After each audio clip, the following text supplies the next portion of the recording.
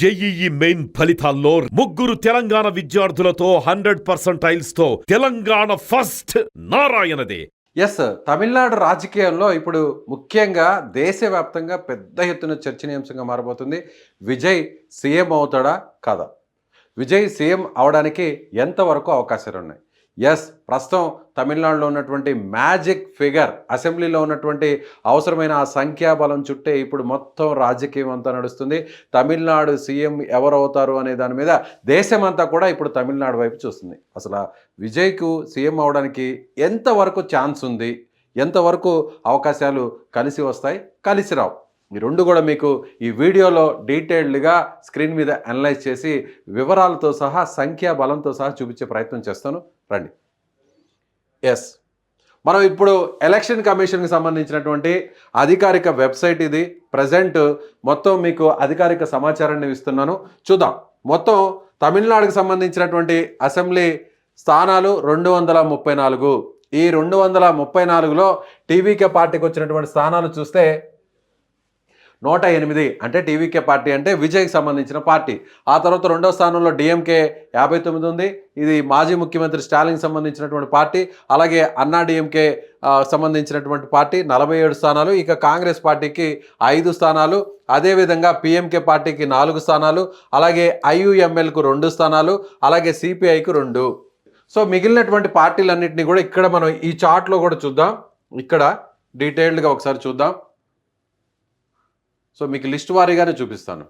TVK 108, DMK 59, అన్నా DMK 47, so Congress party 5, అదేవిధంగా PMK పార్టీకి సంబంధించి 4, ఇక ఐయుఎంఎల్ 2, సిపిఐ 2, విసికే పార్టీ 2, మళ్ళీ ఇది సిపిఐ 2, విసికే పార్టీ 2, సిపిఎం 2, అదేవిధంగా బీజేపీ 1, అలాగే డిఎండికే 1, అలాగే ఏఎంఎంకేఎంఎన్కేజీ అనేటువంటి ఇంకో పార్టీకి కూడా 1 స్థానం. ఇలా మొత్తం 234.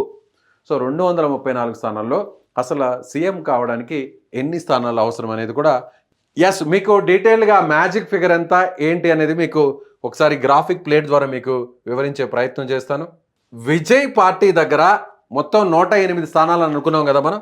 108 స్థానాల్లో విజయ్ గెలిచింది 108 టీవీకే.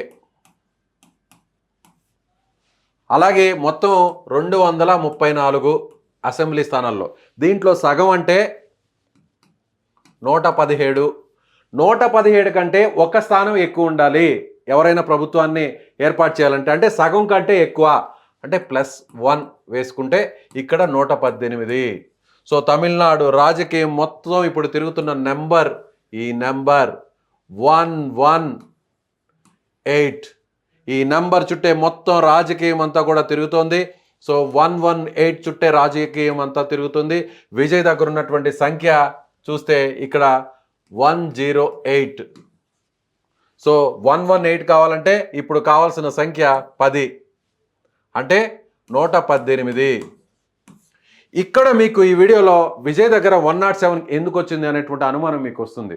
108 కదా గెలిచింది, కానీ 107 ఎందుకు వచ్చింది, టీవీకే పార్టీకి ఎందుకు ఇలా మీరు చూపిస్తున్నారు అనుకోవచ్చు.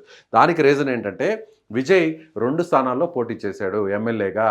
పెరంబూర్లో చెన్నై నగరంలో పోటీ చేశాడు, అలాగే తిరుచికి సంబంధించిన ఈస్ట్ నియోజకవర్గంలో కూడా పోటీ చేశాడు. కాబట్టి ఒక చోటే ఎమ్మెల్యేగా ఉండాలి కాబట్టి సో పెరంబూర్లో ఆయన ఎమ్మెల్యేగా కొనసాగుతున్నాడు. తిరుచి ఈస్ట్లో ఎమ్మెల్యే పదవికి అంటే అక్కడ గెలిచాడు కాబట్టి అక్కడ రాజీనామా చేశాడు. అంటే ఇప్పుడు విజయ్ అక్కడ రాజీనామా చేయడంతో ఆ స్థానం ఖాళీ అయింది. కాబట్టి ఇప్పుడు ఆ సంఖ్య 108 నుంచి విజయ్ పార్టీకి 107కు వచ్చింది. అప్పుడు ఏం జరుగుతుందంటే 107కు వచ్చినప్పుడు ఒకవేళ ఫ్లోర్ టెస్ట్ జరిగినప్పుడు అంటే విశ్వాసం అంటే ఒక రకంగా అవి విశ్వాస తీర్మానం లాంటిది ప్రవేశపెడితే అంటే తన ఎమ్మెల్యేలని నిరూపించుకునేది ఎక్కడంటే అసెంబ్లీలో. ఎవరు ముఖ్యమంత్రి అయినా ఎవరు ప్రభుత్వాన్ని ఏర్పాటు చేసినా కూడా అసెంబ్లీలో ఫస్ట్ టైం హాజరైన తర్వాత అప్పుడు తన సంఖ్యాబలాన్ని నిరూపించుకోవాల్సి వస్తుంది. అప్పుడు విజయ్ దగ్గర 107 ఉంది కాబట్టి టోటల్ 234లో కూడా -1 స్థానం పోతుంది. కాబట్టి అప్పుడు 233 అవుతాయి మొత్తం సంఖ్య. ఇలా పరిగణించేటువంటి అవకాశం ఉంది. 233లో అప్పుడు సగం సంఖ్య అని అనుకుంటే ఇక్కడ కూడా మనకు అప్పుడు 117 వస్తే సరిపోతుంది.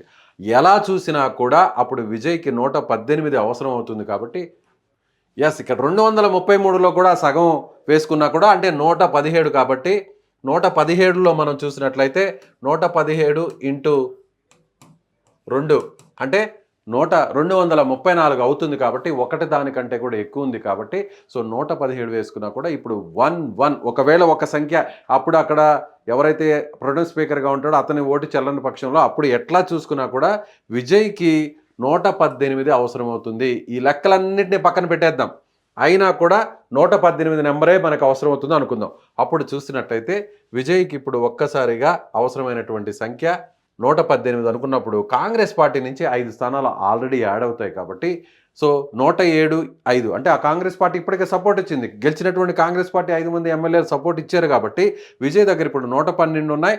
సో మిగిలినటువంటి 6 ఎవరు, విజయ్కి సపోర్ట్ చేసే ఆ 6 ఎమ్మెల్యేలు ఎవరు? ఇప్పుడు తమిళనాడు రాజకీయం అంతా కూడా ఈ 6 ఎమ్మెల్యేల కోసమే నడుస్తుంది. విజయ్ భవిష్యత్ అంతా కూడా ఈ 6 ఎమ్మెల్యేల మీదనే ఆధారపడి ఉంటుంది. Who is 6 MLAs? ఎవరు వాళ్ళు, ఏ party? Who is that party? So చూద్దాం, దాన్ని ఒకసారి మనం పరిశీలించినట్లయితే ఇప్పుడు విజయ్ ముందున్నటువంటి అవకాశాలను ఒకసారి మనం చూద్దాం.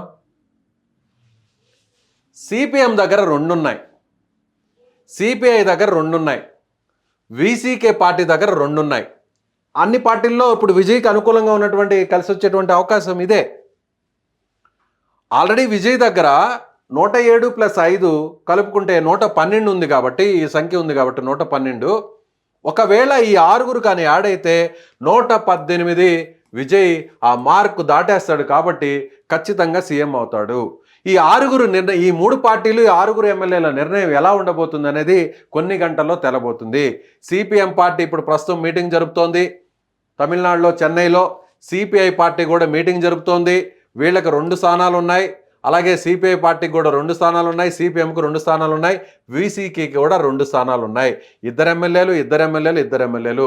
ఈ 2 పార్టీలు సిపిఐ, సిపిఎం 2 కమ్యూనిస్ట్ పార్టీలు 2 కూడా ఎక్కడైనా కూడా ఈ దేశ రాజకీయాల్లో అనుబంధంగానే ఉంటాయి, కలిసే నిర్ణయం తీసుకుంటాయి. ఒకరొక నిర్ణయం తీసుకోరు, అది అత్యంత రేర్గా తీసుకుంటారు. కాబట్టి ఈ 2 పార్టీలు ప్రస్తుతానికి విజయ్కి అనుకూలంగా ఉన్నాయి అనేటువంటి వార్తలు అయితే వస్తున్న నేపథ్యంలో ఈ 4 స్థానాలు విజయ్కి వస్తాయి. అప్పుడు వీసీకి పరిస్థితి ఏంటి?